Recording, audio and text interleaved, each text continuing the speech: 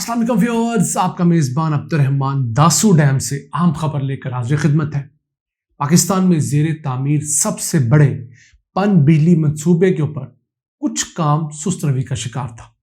एक तनाज़ा था तीन अजला के दरमियान, उसे खुश उसलूबी से हल कर लिया गया है और उम्मीद है कि ये डैम अपने वक्त मुकर्रा पर कंप्लीट होगा और पाकिस्तान को सालाना 21 अरब यूनिट्स सस्ती बिजली मुहैया करेगा। इस अहम खबर को डिस्कस करेंगे, जबकि आज की दूसरी अहम खबर कराची में बिजली की लोड शेडिंग खत्म करने के लिए एक नए ग्रिड स्टेशन का संगे बुनियाद रख दिया गया है। यह ग्रिड स्टेशन किस तरह कराची में लोड शेडिंग खत्म करेगा, उसे प्रोग्राम के दूसरे हिस्से में डिस्कस करेंगे। लेकिन पहले चलते हैं हजारा डिवीजन, जहां पर दासू डैम बन रहा है। दासू डैम की बिजली पैदा करने की सलाहियत 4320 मेगावाट होगी। इसका फेज 1 जो है 2026 में मुकम्मल होना है, जो 2160 मेगावाट होगा। फेज 1 में 12 अरब यूनिट्स सस्ती बिजली के पैदा होंगे और फिर फेज 2 के अंदर 2029 तक मजीद 2160 मेगावाट बिजली पैदा की जाएगी, यानी 9 अरब यूनिट।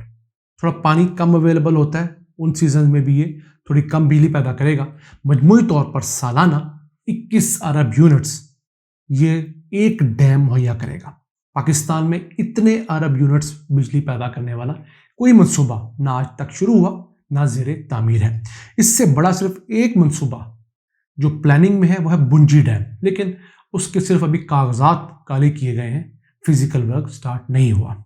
हाँ, याद रखिएगा, जो भाषा डैम है वो वैसे तो 4500 मेगावाट बिजली पैदा करेगा, लेकिन सालाना जितना पानी वहां से गुजरता है उस हिसाब से वो 18 अरब यूनिट बिजली पैदा करेगा। वापस आते हैं इस दासू डैम की जानब। इससे ट्रांसमिशन लाइन एक बिछनी थी, एक हाइड्रो पावर प्रोजेक्ट की तरह। तो उस ट्रांसमिशन लाइन के रास्ते में 3 अजला आते हैं। उन 3 अजला का तनाज़ा था। लोग कह रहे थे पहले आप हमें बिजली मुहैया करें, फिर आप ये ट्रांसमिशन लाइन बिछाएं। अपर कोहिस्तान का ज़िला, लोअर कोहिस्तान का ज़िला और कोलाई पालस कोहिस्तान का ज़िला। बिलाखिर वापडा, सिविल इंतज़ामिया और इन तीनों अजला के मुत्तफ़िक़ा जिरगे के दरमियान मुआहदा हो गया है, जिसके तहत ये लोग अब इस ट्रांसमिशन लाइन को बिछने देंगे और इसमें बल्कि हेल्प करेंगे, उसकी हिफाजत भी करेंगे। इसके इवज़ इन तीनों अजला के अंदर हर ज़िले में एक हाई स्कूल और एक टेक्निकल ट्रेनिंग सेंटर वापडा बनाकर देगा। बड़ी अच्छी डिमांड है। देखिए कि वहाँ के लोग भी तालीम मांग रहे हैं। उसके अलावा इन तीनों अजला के अंदर एक 3 मेगावाट का कम अज़ कम पन बिजली मंसूबा लगाया जाएगा। उसकी तमाम कॉस्टिंग जो होगी वापडा के ज़िम्मे होगी और इन तीनों अजला के दूर दराज जो देहात है वहाँ पर बिजली मुहैया की जाएगी। और फिर दासू डैम और इन नए डैम्स के बनने के दरमियान जो लेबर होगी, जो लोग होंगे, मुकामी सतह पर उनको हायर किया जाएगा।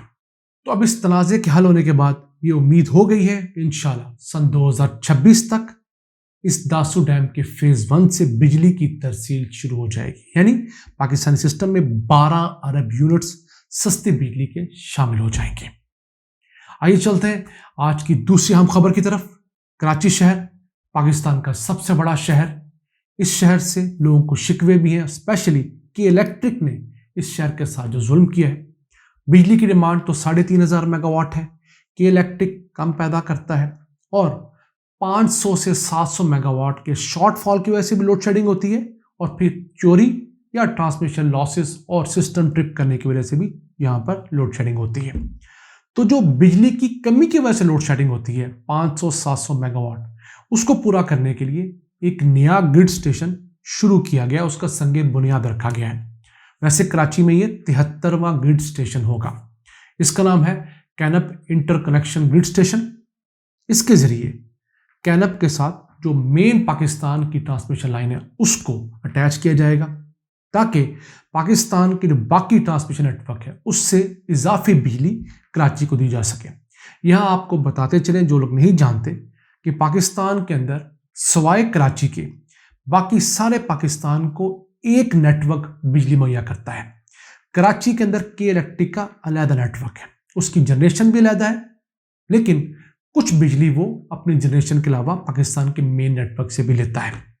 वैसे औसतन गर्मियों में 1160 मेगावाट पाकिस्तान के नेशनल ग्रिड से बिजली लेता है, बाकी तकरीबन कुछ 2000 मेगावाट खुद पैदा करता है।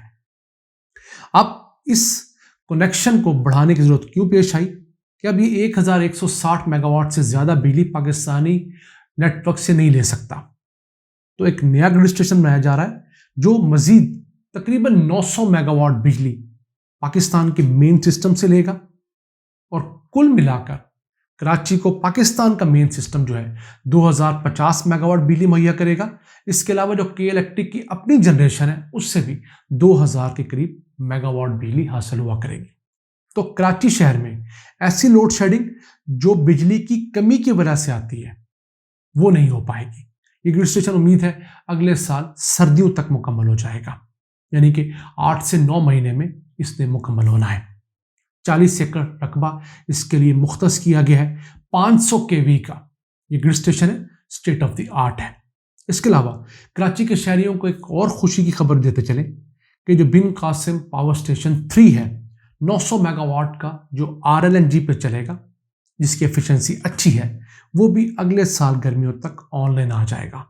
तो उम्मीद है कि कराची में बिजली की कमी की वजह से जो होने वाली लोड शेडिंग है वो नेक्स्ट गर्मियों में नहीं होगी। हाँ, जिन इलाकों में बिजली चोरी बहुत ज़्यादा है, कुंडा कल्चर बहुत है, ट्रांसमिशन लॉसेस बहुत ज़्यादा है, या जिन इलाकों की तारें, ग्रिड स्टेशन या ट्रांसफार्मर्स पुराने हैं, ओवरलोड है, वहाँ पर रूटीन की लोड शेडिंग ज़रूर होगी।